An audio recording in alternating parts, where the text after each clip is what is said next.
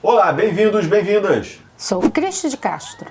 Olá, é um prazer estarmos aqui mais uma vez com vocês, sou Manu Cunha. E hoje a gente vai falar sobre... Etarismo. Idosa de biquíni te assusta? Quando a sua idade vira uma sentença? Você fica incomodado quando vê um jovem fazendo crochê? Ou pra vocês estão de boa, ou vocês sentam o cacete lá nos comentários? Quantos anos você tem e como é que você se sente quando alguém pergunta isso a você? Quando a sua experiência, de alguma forma no contexto social, te faz se sentir inadequada?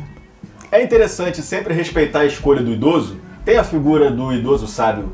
É legal? É legal sempre? Às vezes a gente erra na mão? Os canalhas também envelhecem? Tem limites sobre isso? Tem padrões? A gente pode estabelecer regras? Fica aqui com a gente até o final do vídeo que a gente vai destrinchar cada um desses aspectos. Bem-vindas e bem-vindos ao Nem Te Conto.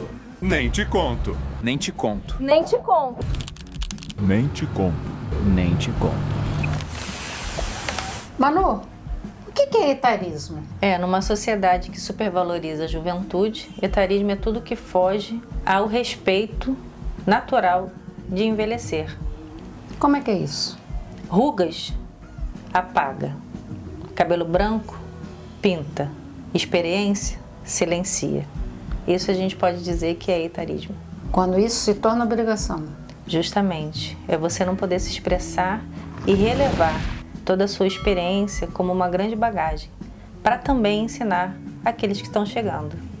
Às vezes é aquela necessidade imposta não por você, às vezes por você ou por outras pessoas, que você precisa ou não precisa pintar o cabelo ou fazer algum tipo de procedimento estético para que alguém te dê voz, ou às vezes só para poder defender o pão, para tentar uma vaga de emprego. Muito interessante isso que o editor falou, até mesmo porque isso deve ser uma vontade natural, uma vontade livre e não imposta pela sociedade. É exatamente isso que eu estava pensando. Liberdade.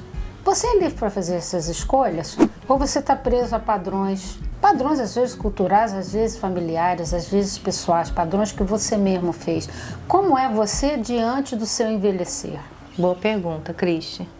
A gente já está com tantas demandas e agora ter que se preocupar em como envelhecer, isso é uma pergunta bem intrigante e um convite também para nos olharmos com mais interesse. Pois é, porque senão, quando é que a idade se torna uma sentença? De repente, em algum momento, a gente vai olhar para a data de validade lá do extrato de tomate e vai estar marcando lá. Eu acho que esse extrato de tomate vai durar mais no planeta Terra do que eu. Essa é uma boa percepção que eu já tive sobre mim mesma, em algum momento. Exatamente pensando sobre esse tema do envelhecer. A validade que você tem, porque não é só uma questão o quanto eu valho em função da minha idade e em função da minha experiência. Experiência e sabedoria andam de mão dadas. Em que sentido? Quanto mais velho eu sou, mais sábio eu sou? Será que é assim mesmo? Tem um ponto interessante da experiência, que a experiência, por exemplo, ela pode ser adquirida ou melhorada através de eventos artificiais.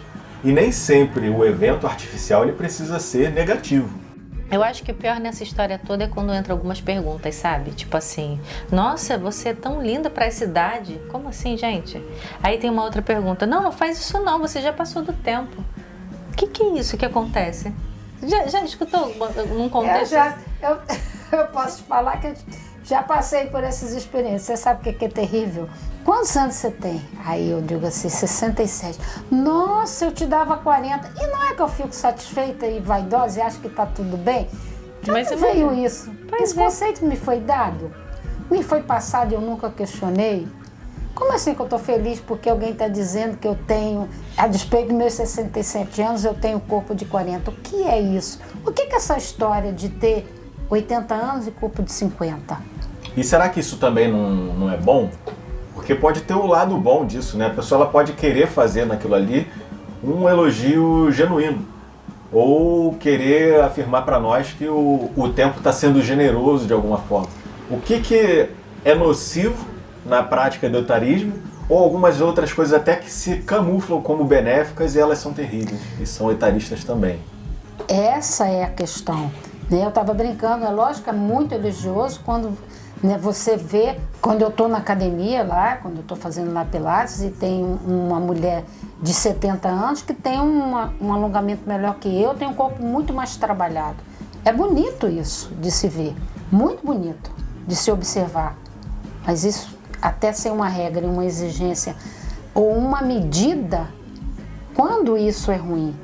Eu acho que é quando vira uma exigência e você força contra a sua natureza para cumprir um padrão que está sendo colocado na rede como um todo. Quando ultrapassa a sua saúde mental para parecer o que você não é. A gente aprende com a experiência do outro, inclusive. A gente não precisa ficar velho para isso. O que pode servir hoje em dia, no século XXI, como um túnel de vento para poder ajudar a você adquirir mais experiência, né? Eu vou dar um exemplo bem rasteiro aqui da inteligência artificial. Bem utilizada, ela pode servir para poder potencializar o seu conhecimento ou então acelerar o quanto que você sabe sobre um determinado assunto. Essa questão da experiência e da vivência que a gente tem, porque antigamente a gente sempre tinha a ideia de que você tinha que passar pela coisa para você chegar ao que você chama de sabedoria. Então, hoje em dia a gente não vê assim. Mas tem o outro lado, não tem? E quando quando o idoso está fazendo um monte de porcaria de verdade? Qual é a nossa posição com relação a isso? E até das atitudes daquela pessoa, né? A pessoa ela é tida ali como um grande exemplo, uma âncora de pessoa a ser seguida, e às vezes isso não se traduz na realidade, né? E isso é completamente falso. Quem que determina esse prazo de validade sobre os nossos sonhos, as nossas experiências, as nossas vontades? Quem que determina isso? Onde está escrito que isso tudo precisa ter um prazo de validade? Não é interessante a gente pensar sobre isso? Sim. Tem prazo de validade? Com essa imposição, onde a juventude é idolatrada e a velhice é esculachada, sim, porque você não tem essa liberdade de envelhecer naturalmente. Continua sendo ruim. Dentro dessa perspectiva do etarismo, sim, porque você precisa abafar para pertencer, abafar todos os seus sonhos, abafar todas as suas experiências, tudo que você aprendeu, tudo que você sabe, justamente para se moldar num contexto jovial que a sociedade impõe. Isso é etarismo. E a gente precisa olhar com muito carinho e empatia, porque quem não vai envelhecer? Só quem vai morrer antes. As opções são esquisitas. Aquilo que a gente projeta em termos de preconceito para com o outro, a gente pode viver também. A mesma dinâmica. Na verdade, vai viver, já está vivendo antecipadamente. Se o contexto de redes e a cobrança de comparação está sendo agora, imagina mais quando, né? Daqui a um tempo. Isso está se tornando cada vez mais radical. Está cada vez mais profundo. Passou a ser um tabu. Hoje em dia a gente não pode ter ruga. Tem que fazer uma harmonização facial. Os dois lados são muito ruins. Quando você não pode ter o rosto com ruga ou quando você tem que ter um rosto com ruga. Quando você não pode ter o cabelo branco porque está contra um determinado padrão ou quando você é obrigada a ter. E a pessoa com mais idade, ela só pode usar um biquíni pequeno quando ela tem um corpo perfeito, quando ela é toda trabalhada na malhação. Por quê? Aonde está escrito isso? Por que é ridículo? Quem disse que é ridículo? Porque não pensamos mais sobre isso. Por que a gente não discute mais sobre isso? Precisamos desses limites, dessas leis, dessas imposições? Ou apenas a gente aceita isso de uma forma muito tranquila, sem questionar? Questionamentos para vocês aí. E eu convido vocês mais uma vez a se inscrever, deixa o like, deixa o comentário, faz a sua participação. E o mais interessante disso tudo, compartilha com alguém. Poxa, eu achei que isso foi muito legal. Não vai te custar absolutamente nada. É de graça, você pode compartilhar com as pessoas que acham que essa palavra vai fazer a diferença. Esse é um tema muito denso, não é um tema leve, porém necessário. A gente espera ter contribuído de alguma forma. A gente aproveita também para agradecer os comentários, as curtidas, as pessoas que estão conhecendo o nosso canal, ainda prematuro, mas que, se possível, terá grandes conquistas também com vocês ao nosso lado. Muito obrigada. Até a próxima. Um beijo, até a próxima. Até a próxima.